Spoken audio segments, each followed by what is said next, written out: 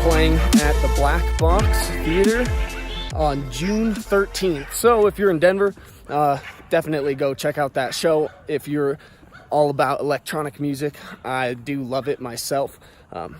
Now, we've also got some big things going on in the news. Today being quite a wild day in the markets. We see some measured pullback, a bit of selling, especially this week, with people most likely taking gains from their earlier investments, especially in companies like Aurora Cannabis. We're seeing this pullback back into the sevens. We could see pullback to the fives, which would present quite a buying opportunity. But right now, there's this pullback to support at $7. We'll be watching the stock to see what goes on there. But we also have a lot of concerns in the market. An interesting earnings season, and we see some concern for oversupply in the cannabis market and for slowing sales. But I wanted to talk about this because with my analysis, I'm not surprised to see sales slowing at this point, because the laws, the regulations, as well as all of the advancements in the industry are just a bit slow to catch up with, really, the demand. But demand has actually been falling a bit, because all that anybody can get in Canada, especially right now, is flower. Edibles will not be released to markets until October. So one of the most, if not the most popular product in the cannabis market is still illegal, is still prohibited for sale by these dispensaries. So I see production continuing to increase. We're going to see oversupply. Prices could fall further, which of course drags on the stocks a bit, especially if they cannot produce it at a low cost per gram. And we're slowly going to see the demand increasing as well for flower. I think that there's some degree of seasonality with the cannabis markets, especially in my experience. I mean, summertime is when everybody comes to interesting places to do fun stuff, to partake in cool recreational activities, maybe to smoke. And the summertime is a time when there's great demand in the dispensary. So I think that we'll probably see some increase in sales in the coming months. But we're also still looking at supply increase. Now, capacity expansion has already occurred. There's incredible capacity with these companies. Canopy Growth, Aurora Cannabis, Free, also a company with great capacity, and others coming up. But this is not funded operational capacity.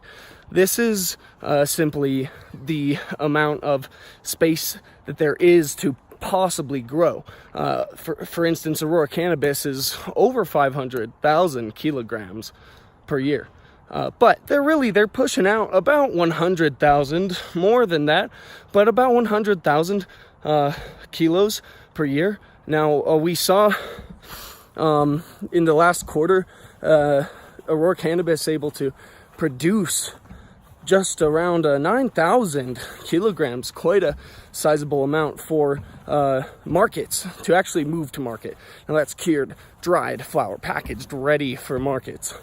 So Aurora Cannabis is doing a great job there, but that's how much they're moving out to market. They've got all this capacity, it's there. They can grow an incredible amount, and their demand is still increasing. So are the number of medical patients that are moving to markets. Now that's for companies across the board. Aurora Cannabis is just one notable one. Canopy Growth is also up there with their capacity. They can grow so much. They've got some very interesting products as well. And we see Afria and others coming in and competing for that massive market.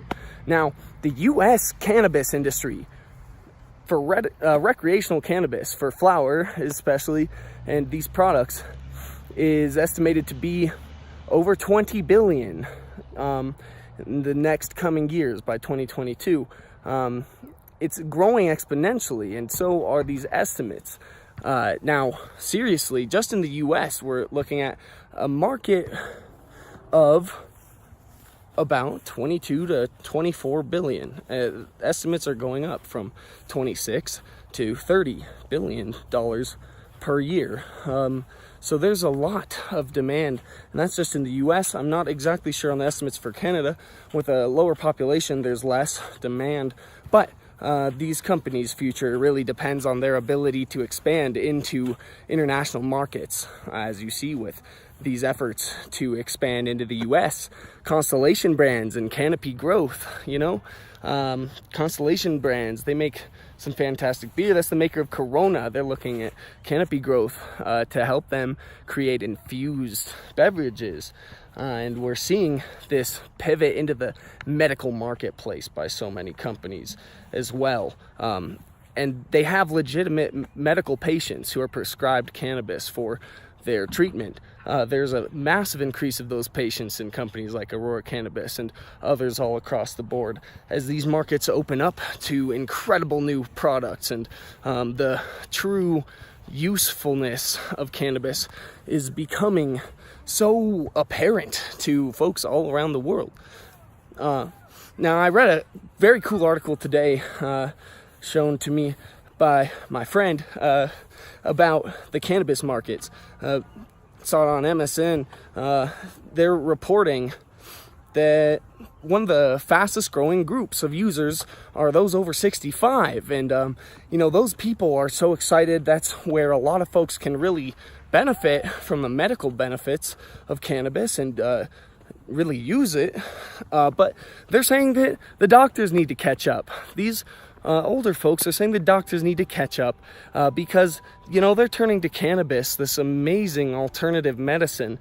They know that it's amazing and they see the results, but the doctors are still slow to get on board. And we see the FDA really giving a mixed signal about CBD. I don't understand this. This is very, very concerning to me, especially considering we already have widespread legalization of THC, recreational cannabis, and so many others. We should be slow to demonize CBD. Now, CBD is a purely curative compound, a compound which can treat arthritis, pain, anxiety. It is a compound that can be used to treat cancer. It's the main compound that's being utilized in Zynerba's gel to treat Fragile X syndrome, autism, cerebral palsy, seizures. It's so important. And for people to have access to that is more important than their access to recreational cannabis. But we see huge things happening, and I'm so hopeful. So I think that this measured pullback is really a buying opportunity. And we're seeing big shifts in the market, but Texas has legalized hemp. After this big trial, this old woman was arrested because she had CBD oil, just cannabis oil, hemp oil. For someone to go be arrested for that is just heinous. And so Texas has changed laws. Now, almost everywhere, CBD is going to be opening up. It's going to be there. It's going to be in the markets, at your gas stations. It's going to be in your food, your hand lotion, and your toothpaste. It's going to be there for an extra 75 cents at the bar if you will have a cocktail. Everywhere.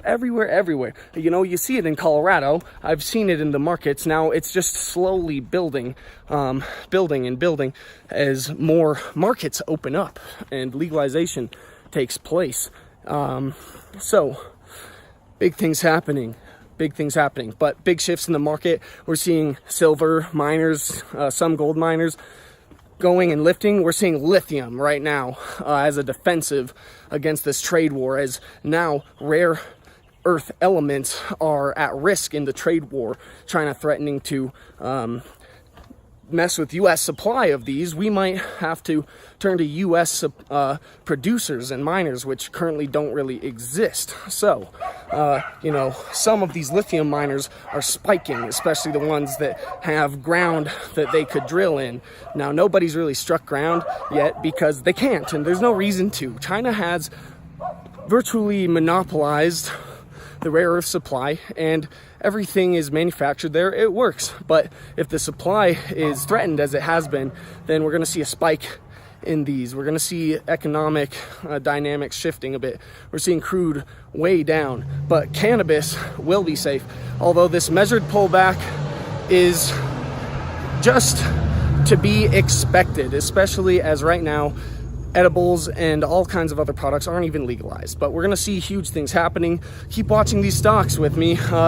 We're going to see big things happening, and we're going to look at buying opportunities. Now, I would say buy the dip, but you know, who knows? Could be pullback, could be further pullback. Now, big things are happening in the markets. Keep watching as these wheels turn, and tune into The Light next time. We'll be covering some more interesting news. I hope you enjoyed this video. As always, please do leave me feedback. Give me a like and a comment, and subscribe if you haven't already. And check out Green Matter on SoundCloud, please. Amazing music. If you like electronic music, you're going to enjoy this. And you know, I'm really proud to see these up and coming artists like Green Matter in the city of Denver. Really awesome stuff. And also check out the Southern Sinners. Go check out their Facebook and follow them. They're going to be touring and going all the way out to LA in July. So awesome things are happening. It's a great time to be alive. And everybody, I want to thank you for tuning into The Light again. As always, much love, and I'll see you next time.